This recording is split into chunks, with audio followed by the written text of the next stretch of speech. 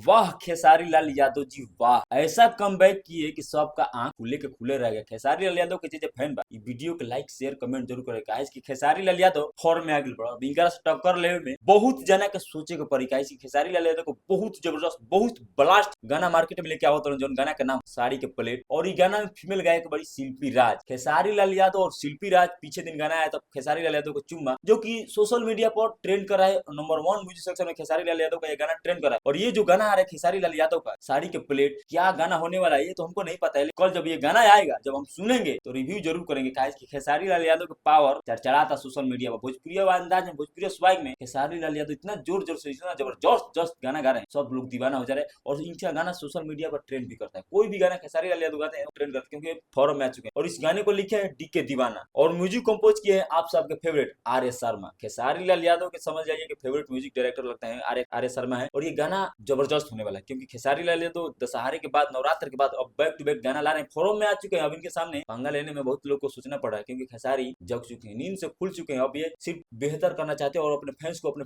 Public को बेहतर देना चाहते हैं। तो ये इनका गाना आएगा, जरूर आप लोग सुनिएगा, प्यार जरूर दीजिएगा, क्योंकि खेसारी नाम ब्रांड बन चुका है, कोई नहीं पंगा ले सकता इनसे।